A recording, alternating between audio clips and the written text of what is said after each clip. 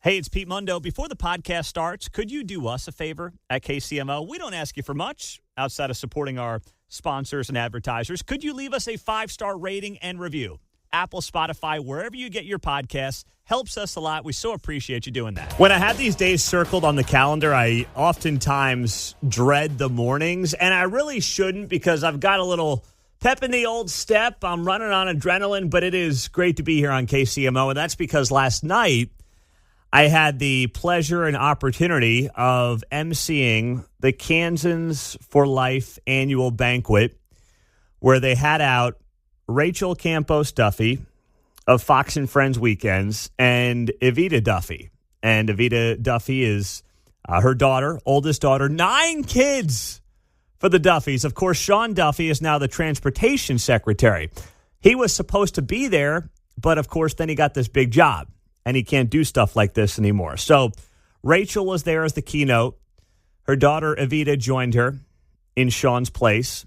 And I was their MC for the night. And 800 strong at the Overland Park Convention Center for this outstanding event to support one of the great organizations fighting not just for the pro-life cause, but really what was a theme last night is taking the pro-life movement and turning it into the pro-family movement and talking about things that are just pro-family policies that help families, help babies after they are born, supporting that, promoting that. J.D. Vance obviously got a lot of love last night with him being a VP that is all about pro-family, young kids. It just feels like the tide is turning.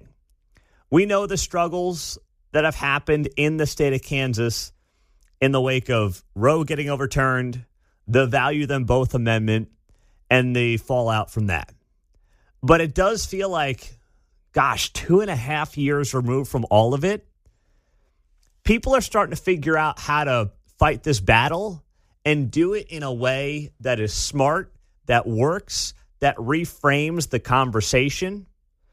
And also, frankly, it's sad to say, but as we get more technology to show, hey, what a human life is, the unborn matter, getting some of the data that's out there and sharing it with people and making sure that doctors are sharing all the information possible with mothers before they make decisions like that, that's the kind of stuff that Kansans for Life is working on. And I was proud to play a small part in their great event last night. And when Rachel Campos Duffy is talking about raising her 9 kids, suddenly I sit there with 3 and I say, you know what?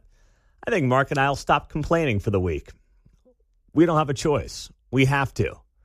But they do an outstanding job, and I was happy to be a part of it and glad to see a lot of listeners out there last night as well. So interestingly, I saw this in the Kansas City Star when I got home last night. And it was a letter to the editor, of course, the readers of the Kansas City Star, writing to their favorite newspaper in town that prints out of Des Moines. And they're taking shots at Archbishop Joseph Naumann, who actually was there last night and did an outstanding job. He's obviously very involved with Kansans for Life, as you would imagine. And there's a big picture of him. Like, I'm doing, late research last night for the show. It's probably 9:45, 10 o'clock at night. Pop open the laptop, start looking around, and I see this story, this letter to the editor in the Kansas City Star about a guy that I just saw. He was part of the event last night with Kansans for Life. And here's the letter to the editor at the Kansas City Star. Needless to say, those writing the Kansas City Star are not joining us at a Kansans for Life event, obviously, right? And the letter reads as follows. Some people wonder why there are very few young people in the pews of churches. Melinda Hennenberger's February 26th column, quote, "No, Kansas Catholic Conference statement backing Trump immigration crackdown isn't fake," reminded me of at least one reason. Partly it's because so-called leaders of the Catholic Church, namely Archbishop Joseph Naumann of Kansas City, Kansas, he is all about President Donald Trump. and his non-human dignity way of rounding up legal immigrants along with non-legal immigrants as if they were cattle. No, first, stop right there.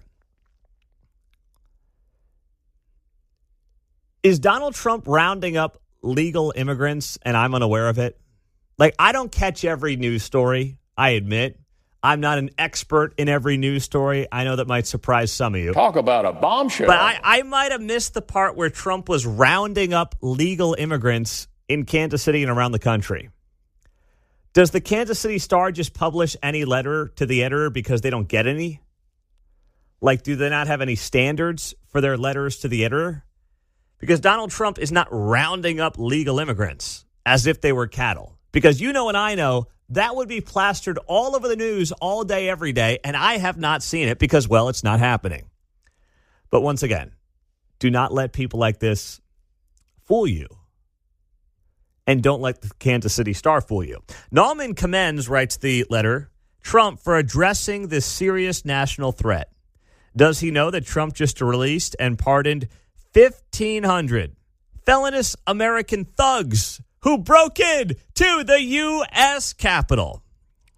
You had to have a January 6th mention in here, right? Causing many injuries and 5 deaths. Okay, that's also not true, but, you know, why let that get in the way of a good story? Isn't that more of a serious threat? I'd much rather have a migrant in my neighborhood than a Proud Boy or an Oath Keeper. This has to be satire. This has got to be satire. This is too good to be true because this is the Star reader in a nutshell. If Nauman turned off Fox News, he would know more than Americans know that more Americans commit serious crimes than migrants. Pope Francis called the Trumpian policy on migrants a major crisis. Francis scolded the bishops. Did Nauman see that letter, or is it still on his desk? That is Terry Wider in Raytown writing to the Kansas City Star. Terry, go touch some grass. There's my message on a Wednesday morning. Go outside. It's a beautiful day today in Kansas City, and go touch some grass. Get out of your bubble. Stop watching Rachel Maddow. You accused Nauman of watching Fox News all day. Stop watching Rachel Maddow.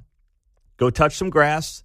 Get your facts straight as well, and then come back and talk to me. But I guess that would also have to include discontinuing the Kansas City Star, which it seems like you are probably not willing to do if you are writing these very enthusiastic letters to the Kansas City Star as well. But this is the kind of stuff that is out there. And I give credit. Archbishop Joseph Nauman, KCK, he was there last night. He's always very involved with Candidans for Life. And now he's getting these hit pieces written about him in letters to the editor at the Kansas City Star, John. Well, now you're somebody. See? Yeah, welcome on board. Join the party, brother. It's all good, actually. We're smiling, we're laughing, we're having a grand old time. See, we're a lot happier. We're actually much more joyful. I know you'll hear other people talk about how joyful they are, but usually when you're talking about how joyful you are, or just in general, when you're talking about how fill in the blank you aren't actually that. If you have to convince people you are that, you're not that. You mean like the Walls and Harris campaign? Yes, exactly. Yeah. Joy. Where's Timmy? Joy, so much joy, so much joy. Yes. No, you can hear it, hopefully, in our voices. The joy that we have doing this every single day. There is no joy going on over there. None whatsoever. 913-408-7957. It is great to be here on KCMO Talk Radio. Running on the old adrenaline, but there's nothing I'd rather be doing after a great night last night with our friends over at Candidans for Life. Coming up next on KCMO, there was a super small election that took place just to our north yesterday. What, if anything, should we read into it? We'll share that with you coming up on 95.7 FM KCMO. So last night, super small election that some people are overreacting to. So I want to make sure you're ahead of this in case you hear about it today. So there was a special election up in Iowa and a very small House district. It was House District 100. And before you go anywhere, you're like, wait, why are we talking about a small House district in Iowa? Well, because some people are reading into it, and they will use it as part of a narrative that, wow, Donald Trump's support in a red state is softening. Look at what happened in Iowa. I promise you will see those headlines today once you get to your computer, start looking around at stories of the day. I promise you this one will come up. So I'm getting ahead of it for you so you know what's really going on here. In this Iowa House district, it was won by the Republican, 51.5 to 48.5. Now, a total of about 5,200 people voted in this election. So the Republican won by 3 points. And Donald Trump won this little House district in Iowa by 27.5 points. So some are looking at this and they are saying, wow, this was a Trump plus 27 district. And the Republican only won it by 3. Oh my goodness, what does that say? The answer is nothing. Absolutely nothing. There's nothing to read into this. First off, you look at the state of Iowa up to our north, and very much like Missouri, you've got Republicans basically in control across the board right now. Number two, if you're in the minority party right now, the party that is not in power, whether it's federally or in your state, you're just more motivated, right? That's how it goes. You're more motivated. You're like, what do I do? All right, I got this little special election on a Tuesday in March. No one's thinking about it. I'll just go vote. Republicans have no incentive to go out and vote in these races right now. They got Trump. They got Congress in Iowa. They got the governor's office. They got the state legislature. I'm not saying it's good, but I'm saying it's not a surprise. The Democratic Party has nothing else going for it right now, so they're going to be more fired up. And they still couldn't win this special election. That's the story to me. That in a special election on a Tuesday in March that no one really knows anything about, the Republican still held on for the victory in this little House district up in Iowa. Special election turnout is always lower, and the party that is in power is not going to be nearly as motivated. I'm not saying it's right. I'm just saying it's human nature. That's how it goes. But if you're going to see people use this little House district race up in Iowa as like, oh, man, see, even in farm country up there in Iowa, see, they're over Trump. No, just pump the brakes, okay? Now, that being said, we had more news on the tariff front yesterday that spooked the markets. You had the Dow off 500 points after dropping, 800 2 days ago. You had the NASDAQ falling as well, while the S&P dropped more than 42 points. And a lot of this seems to be tied to the tariff news. Yesterday, big deal out of Canada. Ontario Premier Doug Ford announced that Canada's most populous province was suspending its 25% surcharge on electricity exports to the U.S. This came hours after Donald Trump announced an additional 25% on Canadian aluminum and steel. In a statement on X, Ford said he had a productive conversation with Commerce Secretary Howard Lutnick, and the two would meet in Washington Thursday, tomorrow, alongside U.S. Trade Representative Jamieson Greer. So Canada blinked. You may look at that and say, all right, great. This is outstanding news. This is what we want. This is how this is supposed to go. And Trump's winning the trade war because we're the U.S. and we're the gorillas in the room. And yes, I understand that. I agree with that.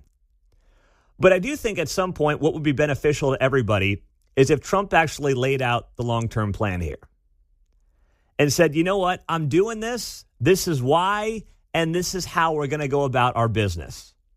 Because right now it does feel a bit scattered. I mean, every day, someone came up to me last night at the KFL event, and, well, a couple people did, and they asked about the tariffs and like, hey, what's going on today with the tariffs? And I'm like, I don't know. I've been here. It's probably like 7 things that have happened in the last 2 hours I'm not aware of yet. That's just how it goes. Exactly. It's like I missed 3 news cycles here, okay? So, you know what I know. Did you see something on your phone? Because That's my source of news right now, as long as I'm here. I don't know.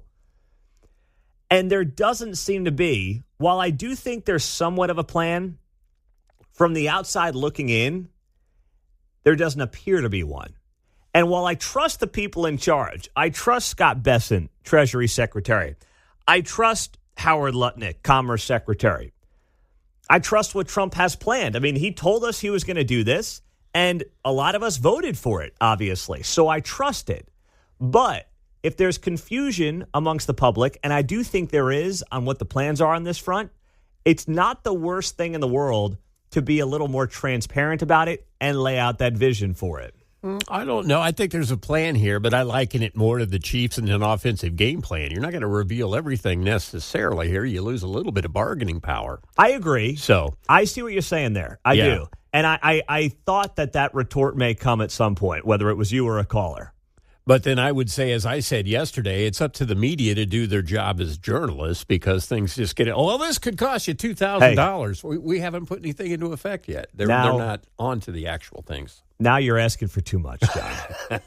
That's way too much. I stand chasing and Come on. You had a great point, and then you just buried yourself asking the media to do their job. All right? I mean, you just got to quit while you're ahead there, man. But you're right. Like, I understand some people saying, hey, this is 3D chess. I don't want to show my hand. I got to use these tariffs to get equal trade. I get it. And like, I'm just riding the wave here.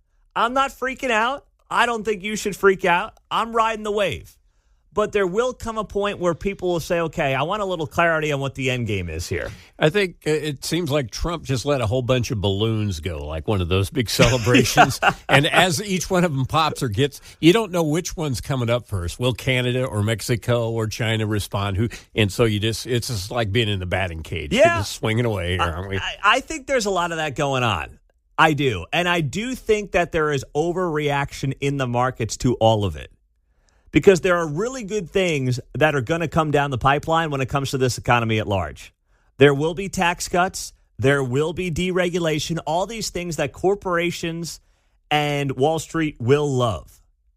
But this part of it is also, I think, largely about helping out Main Street as much as possible. We had an economy for the last 4 years that worked for Wall Street. It did not work for Main Street. And what did that get the Democratic Party focused on Wall Street? It got them kicked out of every branch of government. So now we're kind of going day by day. I do think the markets are overreacting a little bit here. But then going forward, there will have to be hopefully more of a coherent plan on this. And someone laid this out perfectly yesterday. We'll share that with you next on KCMO. The final 3 days of the Dan Bongino Show, today, tomorrow, and Friday, 11 a.m. on KCMO Talk Radio before the Vince Show. Vince Colonnese begins on Monday on 95.7 FM. So our buddy Charlie Gasparino, Fox Business Network, he was on there yesterday, and he laid out the market overreaction to what is happening right now when it comes to uncertainty around tariffs. I thought he put it very well. Here he was yesterday. The thing is that the markets aren't taking into account, my view, and I think this is pretty much backed up by everybody I'm speaking to, is that there's there's some goodies coming, right? Lower taxes, less regulation, less fentanyl in this country because we closed the borders, which is going to be good for the economy. Less immigration, which means you don't have illegal immigrants clouding our healthcare system. All this is happening right now, and it's not being factored into the market. So I would just say this. If you're looking at this sort of broadly, this is a puke. It needs, we need to get some of this out of our system. It is a puke, says Charlie Gasparino, and we have to get some of this out of our system. He's right. You had a market largely propped up by incredible government spending during the last 5 years, mostly driven by COVID, and then the spending in the party continued after the fact, courtesy of the last guy in office. Come on, man. And that's what you're seeing right now, a bit of a puke. But the goodies coming, lower taxes, less regulation, less fentanyl, less immigration, which means, as Charlie notes, you don't have illegals crowding the healthcare system. This is happening, and it's not being factored into the markets. The markets are reading the headlines on tariffs. And while I'm not inherently a tariff guy, there's more going on here than just tariffs. John's in Topeka. What's up, John? You're on KCMO. Good morning, Pete. Well, it comes down to this. I don't know what Trump's doing either, but I trust him because he's a businessman and he's had 4 years to sit back and think about what he can do best for this country. And the fact is the Democrats, they're Democrats first, and they'll try to use subterfuge and any means possible to try to destroy what he's doing. And he said it in the speech the other night. If he did something great and wonderful, they would just sit there stone-faced and not care. But what he's trying to do is our jumbo jet is going down. He's the captain, and he's pulling back on the stick, trying to get things to level out to keep us from crashing. And that's how I see the United States right now, is that the Democrats were taking us down and just, throwing us overboard, literally throwing bricks of gold out the window because they knew that we're going to be going down. And the fact is that Trump's trying to save it. And, yes, he's doing some unorthodox things, but what he did the first time, he has a track record. And so that track record's what I'm going on, and he did a good job last time until the Democrats threw that caveat in there. I know they said that it was unplanned, but that lab leak it had something to do with the economy going completely to hell last time. Well, I'll say this much. I do think Trump would have won in 2020, John. Obviously, had COVID not hit and the world gone insane. And, we are still, unfortunately, reaping what we sowed from that period of time economically and culturally, although I do think things are starting to swing back. And I do think that most diehard Trump supporters are going to give him the benefit of the doubt here. I do think that's the case. My question is whether or not he might end up losing some people, at least temporarily, who, were the classic swing voter. I'm not saying he should. I'm just saying, listen, we have short-term memories on this stuff, right? If you're someone who's in your 50s and you're thinking about retirement in the next 10 years and you look at your 401k and you're like, oh, my gosh, I don't think we can overreact like that. I don't. But the reality is some people will. It's very Trumpian of what's going on here. In other words, he's pushing and raising the stakes, if you will, like with Ontario. And I'm losing my train of thought here. But what I was saying was, anyway, he's got the ploy here where he's raising the stakes in his mind to where he's at. Oh, what I was going to say is a lot of this maybe he's not calculating on is the pushback. He went and said Canada be the 51st state and things like that. So now they feel like they've got to push back. We get the Ontario thing. He's like, oh, yeah, well, I'll see you and raise you one. And now that's postponed anyway. Yeah, I mean, I think that there's some trolling going on here. Yeah, on the world stage here, that's Trudeau been and everybody. Unnecessary in large part. Kind of Trumpian, if you will. Yes, and some of that actually has then given the Canadians a chance to dig in against Trump. Mm-hmm. And some of that actually, I think, has been a bit of a misstep because suddenly the Canadians are like, we're going to stand up to this guy. Right. When they had this conservative dude, Pierre, who actually was making up some ground, but now they're all rah-rah Canadian and rah-rah, oh, Canada, and Trump's not going to take us over. And that is something that you look at and you say, okay, what's the benefit to all that for the United States if it hurts the more conservative guy from potentially getting into office? I understand all that. I do. But I think right now you're looking at this and you're saying to yourself, okay, what is the long-term ramifications, if anything? And the reality is we just don't know. We don't right now. Steven's in Kansas City. He's next up. What's up, Steven? You're on KCMO. Hey, Pete, good morning. You said you wanted a long-term strategy. I think the long-term strategy for the next few decades is called America First every single day.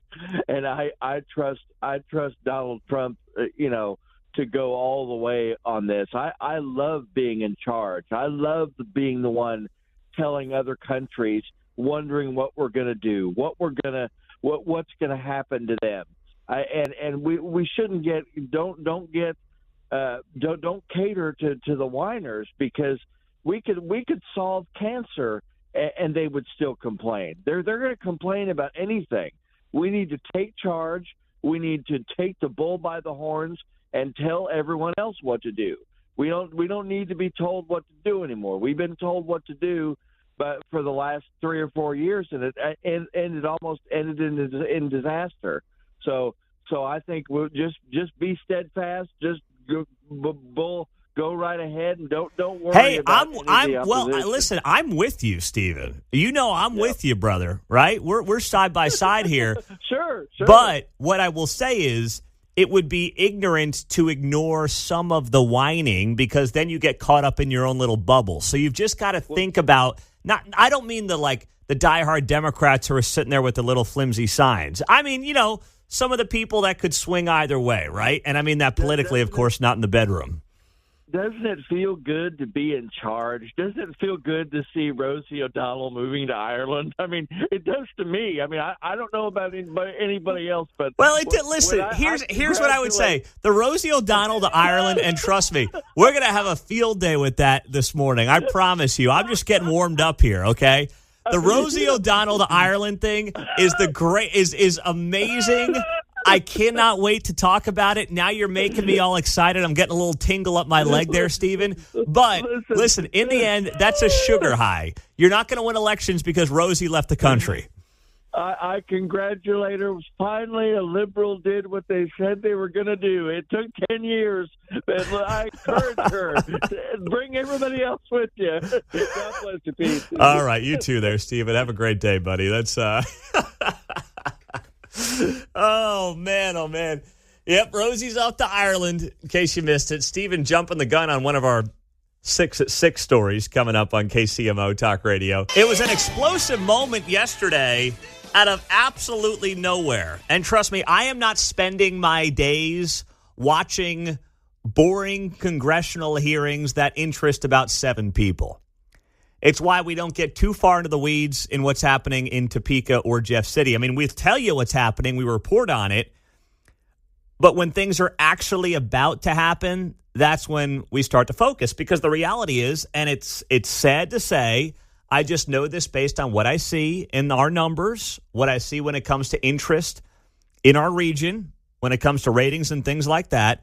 A lot of these things people just don't care about. Nobody cares. So I am not doing deep dives into a lot of this stuff locally or nationally, but something stood out that got a lot of attention yesterday. And it was just, what you would think of as a run-of-the-mill hearing, House Foreign Affairs Subcommittee hearing. And the GOP representative named Keith Self out of Texas referred to Representative Sarah McBride out of Delaware as Mr. McBride. Now, why would he do that? Well, because Sarah McBride is a biological male. Here's what it sounded like. You hear the voice of Keith Self, Republican from Texas, and then there is pushback at the end from Representative Bill Keating of Massachusetts. Take a listen. I now recognize the representative from Delaware, Mr. McBride. Thank you, Madam Chair. Ranking Member Keating, also wonderful. Mr. Chairman, I'm sorry. could you repeat your introduction again, please? Yes, we have set the standard on the floor of the House, and I'm simply... What is that standard, Mr. Chairman? Would you repeat what you just said when you introduced a duly elected representative from the United States of America, please? I will. The representative from Delaware, Mr. McBride. Mr. Chairman, you are out of order. Mr. Chairman, have you no decency? I've come to know you a little bit, but this is not decent. We will continue this You hearing. will not continue it with me unless you introduce a duly elected representative the right way. This hearing is adjourned. I'm getting pissed now. Okay. That was the back and forth yesterday on this. Yes. So I'm going to say this much. I think they're both wrong, but ultimately, here's how it looks. It makes the Democratic representative look way worse by the way he overreacted. What a lot of Republicans have been doing with Sarah McBride is they have been referring to this individual as the member from Delaware. Typically, what they'll do is refer to lawmakers as gentlemen or gentlewomen. But what they've been doing, what Republicans have been doing when they introduce Sarah McBride, is they are just steering clear of the issue. And they're saying, let's now go to the member from Delaware, and then McBride starts talking. So that probably was the play in hindsight, right? The Mr. McBride thing, as much as, I did get a kick out of it, it's like, let's not go down this road. Let's just say the member from Delaware, kind of ignore the whole thing and move on. But then what you get on the back end is this overreaction from this guy, Bill Keating from Massachusetts, going absolutely bonkers. How dare you? And it's like, dude, you got to relax too. Okay, you got to look in the mirror and take a moment to realize why you are now in the minority. This is not exclusively the reason by any stretch, but you're not helping yourself throwing a hissy fit over an issue like this when somebody looked at this guy and said, hey, Mr. McBride, what do you have to say for yourself? It was grandstanding, right? If you object, you say, hey, Mr. Chairman, I object, and I want to be on the record as saying, can you play that again real quick? The first part? Yeah, absolutely. Yeah, let's hear it. Let's hear it. Here we go. 1, 2, 2. I'm looking. I thought I heard something, and I thought it should have ended right there. Here we go. I now recognize the representative from Delaware, Mr. McBride. Thank you, Madam Chair. Boom. Ranking Member Keating also. What did she say? Thank you, Madam Chair. Oh, did you hear? And it should have ended right there. Okay, boom, boom. All right, we got each other. Yeah, that's pretty good, right? I got to give McBride credit. Right. That's pretty good. Exactly. Okay, he didn't need the rest of it. Yeah, that's clever. I didn't pick up on that. Yeah, she got in her dig. Right. She called him a chick. Yeah. Thank you, Madam Chair. Okay, but then we got to have Bill Keating come in. And here's the thing: it's like for the party that can't figure out gender to save its life. To then be like, I'm going to be the man to protect the woman who's not really a woman. But not with me here. Not with me here. Let me flex my muscles. It's like, come on, what are you doing? Relax there, big fella. I think he's a guy. I don't know. See, I can't get any of this stuff straightened out. But you look at this and you say to yourself, was the whole thing necessary by any? No, it wasn't. Completely avoidable, completely ridiculous. But it's also par for the course today because the entire show in D.C. is grandstanding in large part. So last night, I had the opportunity to MC the Kansans for Life event. They had their big annual gala last night that they did at the Overland Park Convention Center. And Rachel Campos Duffy of Fox and Friends Weekends was the keynote, along with her daughter, Evita Duffy, who you sometimes hear on the Dan Bongino show here on KCMO. 800 strong, they did a great job, and they actually talked about this issue. Now, they tied it into, obviously, the pro-life movement, women's rights, the power of women, and the strength of just being proud of being a woman, and how insulting it is that now being a woman has no meaning, right? And that's the broader picture here. That's the broader cultural topic here and discussion here that absolutely needs to be addressed.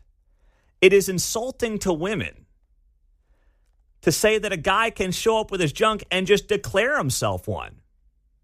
Like, if you are a woman, wouldn't you find that insulting that now anybody can be a chest feeder, anybody can be a birthing person, and anybody can be a woman because they claim to be one? It's actually a massive insult to women. If you value what women are and how different they are from men and the things that they can do that we would never even dream of being able to do, you would not discount and insult women the way that people like Sarah McBride do. Or I don't even know. I think it's Tim McBride, Sarah McBride, whatever, McBride. I'll do the old Riley Gaines thing where she just referred to Leah Thomas as Thomas. Representative McBride. Yeah, Representative McBride. Whatever you want to use. You would think that at some point women would say, no, it's kind of insulting that you think you're one of us because you're not. And no matter what you do, you're never going to be. I hate to break it to you, but you're never going to be. 913-408-7957 is how you join us on KCMO Talk Radio. That is the studio line and the text line on KCMO. It's great to have you here. Some of you guys on the text line are killing me. You can't be texting things in you know I can't read on the air. Come on. Help me out here. I want to give you some props, but you can't do that to me at 7:14 in the morning. That's not fair. We should go Patreon and have that on here. Get people to send us money. We'll show you the funny stuff. Now you're giving me ideas, John. I'm open to that. That's fine. There's buy me a coffee. There's all kinds of things. That's true. That's true. Harris Faulkner, Fox News, will be here in 15 minutes on KCMO Talk Radio. Do not miss it. We look forward to always having her on back here in Kansas City on KCMO 95.7 FM. Set the preset on your radio dial. So yesterday, Big 12 tournament begins in Kansas City. The commissioner of the Big 12, Brett Yormark, does a press conference where he said this about the NCAA tournament potentially going from 68 teams to 76 teams. I'm in favor of expansion to 76. I think that's the right number. I think there'll be just some decisions over the next, 90 days, 60 days. I think the economics, candidly, have to work. CBS and TNT have a marquee asset with the tournament. I know they know that. But in order for us to expand, they have to come to the table and provide the right economics. No one wants to get diluted. And we've got a great asset here. So we'll see how it plays out. I know Charlie Baker and Dan Gavitt are working hard at figuring out, where we need to be. And they'll do the right thing. But the economics matter. That's Big 12 Commissioner Brett Yormark yesterday here in Kansas City. Let's be clear, it's all about money. It doesn't make the tournament better. It doesn't make it more appealing. It doesn't really do anything to improve the product. It's about money. And these schools and these leagues are desperate to get their hands on every last dollar. And that's their prerogative, but it doesn't do anything for the product. It's unnecessary. What they would probably do is just make more playing games. Like right now they have the first four for some of those higher seeds. They probably would do that for like 12 seeds and 13 seeds and 11 seeds between most likely major conference brands. So you might look at a team like, I don't know, Kansas State, if they win a couple more games this week, potentially being in like a playing game for a 12 or a 13 seed or something random like that. I don't think it does a lot for anybody. The NCAA tournament to me still starts on a Thursday. These playing games on Tuesday, it doesn't matter. Nobody cares. No one's into them. No one gives a rip. But, of course, if it makes people money, they're happy with it. And Brett Yormark basically said as much there. He said, you know what this is about? It's about the economics of it. That's him saying, if we all make money from it, we'll do it. We'll go to 76 teams, but that's it. At what point do you say, that's why, I always love these debates on Selection Sunday. We got screwed. There are 68 teams in the tournament. If you couldn't get in the top 68, that's on you. I have no sympathy. In the college football playoff, when it was 4, that was a good debate. Because if you're team 5, you're like, man, come on, that should have been us. But when you're team 69, come on, win another game or two. That's all you got to do, and it changes the conversation. But my guess is that they will expand the NCAA tournament. And they'll have to decide by the end of this month if they want to expand it for 2026. That's what Charlie Baker, the head of the NCAA, said in the last couple of weeks. If they want to expand it for next year, they've got to decide that this month for preparation. So that's where it stands right now. And K-State and KU both playing tonight here in Kansas City as the Big 12 tournament marches on. Tomorrow, the quarterfinals. Today is the second round after the first round took place yesterday. We do have some breaking news here before we get to Harris Faulkner. Inflation numbers came out. Cooler than expected. Now, still too high, but cooler than expected. The inflation number comes out at 2.8% annual inflation rate. So this is the lowest it's been since November when it was 2.7. But still, the Fed target is 2. The good news is it's below expectations. So what this means, well, the Dow futures jumped up 200 points here in the last few minutes in the wake of this news. The expectations were for 2.9%. So basically hitting the number. I'm not going to sit here and do cartwheels over this because obviously when you're at 2.8% inflation based on all the inflation for the last 4 years of 20% compounded on top of itself, this is still problematic. But this number did just come out. What else do we have here from this breaking news? Let's see. Shelter costs up 0.3% month over month. Food and energy up 0.2% month over month. Used vehicle prices jumping 0.9% month over month. And apparel rising 0.6%. What's the big increase? Egg prices soaring 10.4%, which makes it a 12-month increase of 59% for the cost of eggs. That's where the egg prices are at. And, for the whole conversation around egg prices, can we be very clear about this?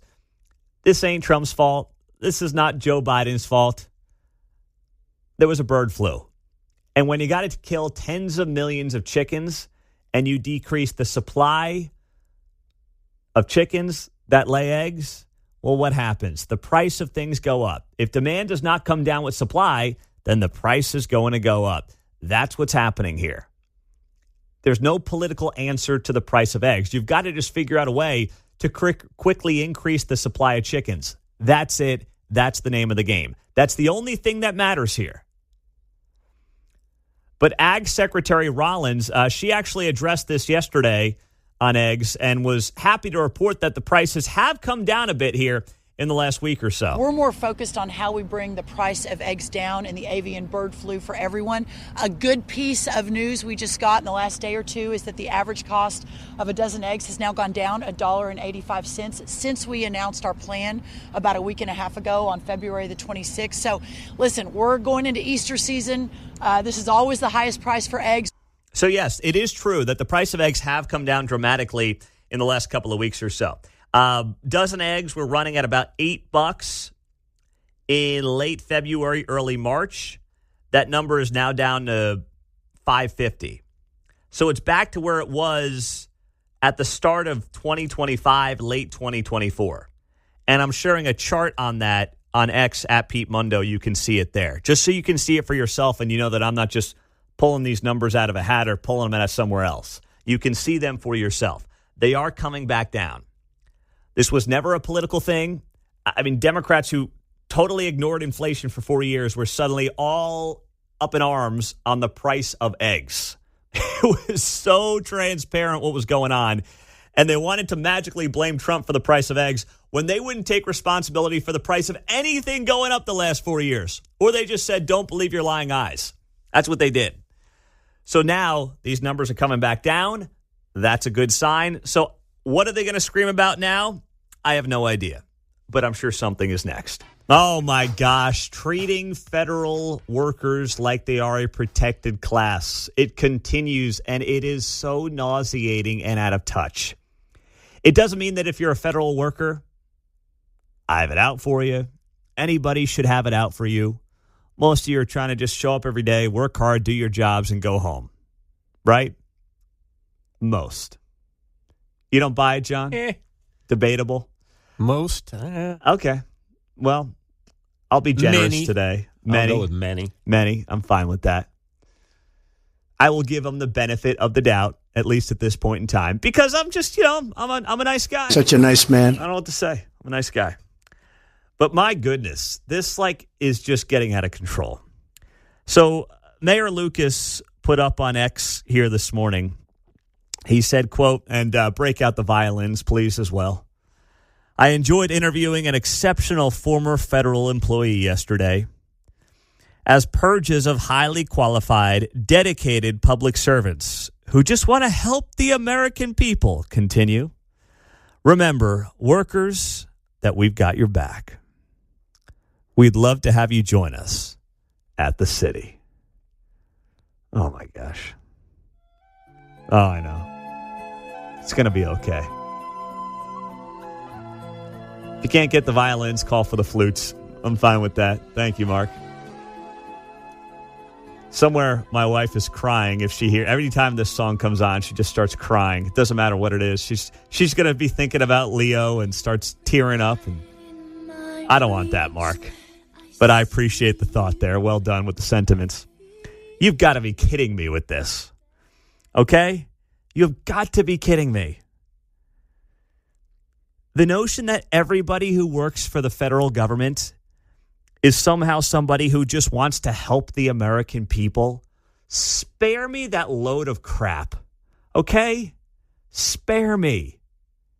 It's not true. You know why? Because guess what? You look at any company in America, and there are plenty of people that do not like the jobs that they are at. This thought that we just, federal workers, they all love their country. Really? Based on what? Here's what they love. Okay? Here's what they love. They love the fact that according to the Bureau of Labor Statistics, and I'm reading this from July of 2024, it showed that public worker pay is nearly 40% higher than private sector workers.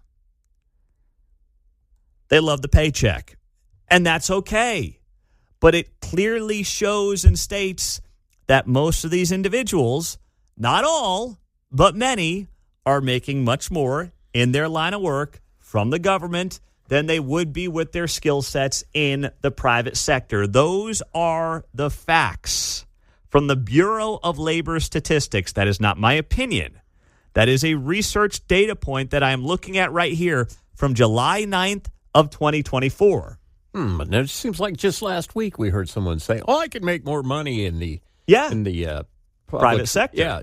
Yeah. But I don't. No, but then you know what? If you have gotten laid off by the public sector, right? If you have been part of these DOGE cuts, then go make some bank in the private sector. Yeah. If that's the case that we are led to believe, then go crush it in the private sector. Hey, we get Mondays off around here, too, the federal holidays. We do. Right. Although we're always here for them, it seems like. We are personally, but yes. the company. The company does. Yes. Private sector acknowledges a Monday holiday. Hey, if you want to be a salesperson at KCMO, we need you. And you will get off all those federal holidays on those Mondays. You'll get President's Day. You'll get MLK Day.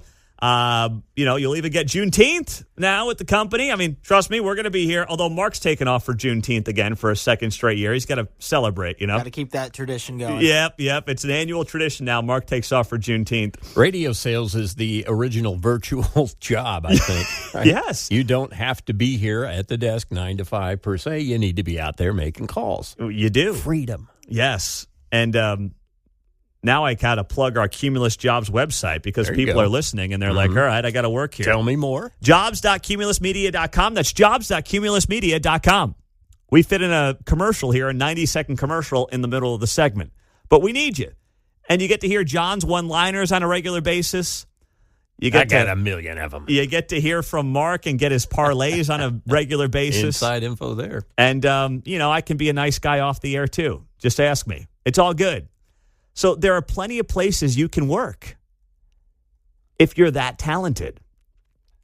But as somebody said to Mayor Lucas on X, Mr. Mayor, I'm wondering if the interviews of the other laid-off workers in KC from last year are also getting interviewed. Noted a couple thousand from GM, 800 from Tyson.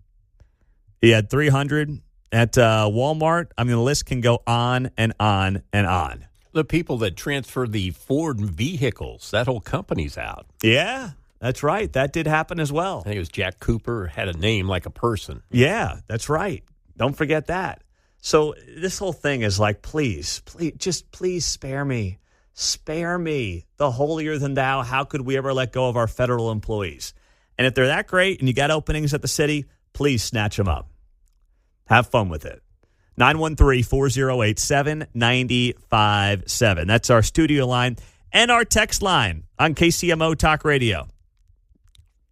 Pete, I made more at H&R Block before I moved to the IRS, but I got laid off every May, and I had no health care benefits. Now I work year-round at the IRS office, and I have health care. That's great. Okay, I understand there's a lot of people who are seasonal in that line of work. So that transition does make sense. And I mean job transition, not other transition. I just mean that makes sense. That makes all the sense in the world, right? But that's a unique situation. That's a unique set of circumstances. That's not most people who end up working in these federal jobs. And yesterday it was reported that the Department of Education, this was actually last night, had cut 1,000 jobs. And even the New York Times wrote this morning in their headline, Cuts at the Education Department. They wrote here, last night, the Trump administration fired more than 1,000 workers at the Education Department. It's not gone. Only Congress can abolish a cabinet-level agency. But they did note this here, and I thought this was fascinating. Jimmy Carter created the department back in 1979, fulfilling a campaign promise to teachers' unions. But even he was skeptical. At a celebration of the agency's creation, Jimmy Carter tempered the crowd's exuberance, warning, quote, "This thing won't work as well as you think it will."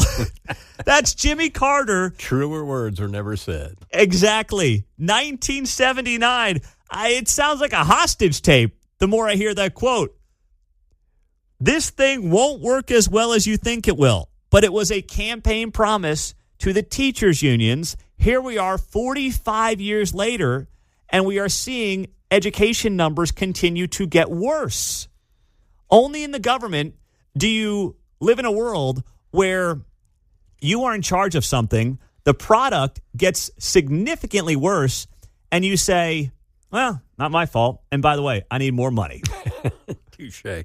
Speaking in numbers, I have noticed something here. Yep. It's like the $15 an hour thing. Oh, yeah. Okay. How come we're always laying off 1,000 people at the federal government? We never have reporting of actual numbers. It's always 1,000. Yeah, the round big up. Scary number. The round number, down. You know. And by 1,000, we mean 220. Right? Yeah. 1,000 here meant 116 a couple of weeks ago. Well, that was the big scary number in Kansas City, right? Yeah. 1,000 IRS workers were going to get blown out. So every time you see these layoffs, it's always 1,000 at each agency. I'm like, come on. Yeah, let's actually wait for the numbers to come in. But it's more about the big scary headlines. And then when the actual numbers come out, it's like, oh, no one sees that part anyway. They just see the original big scary headline.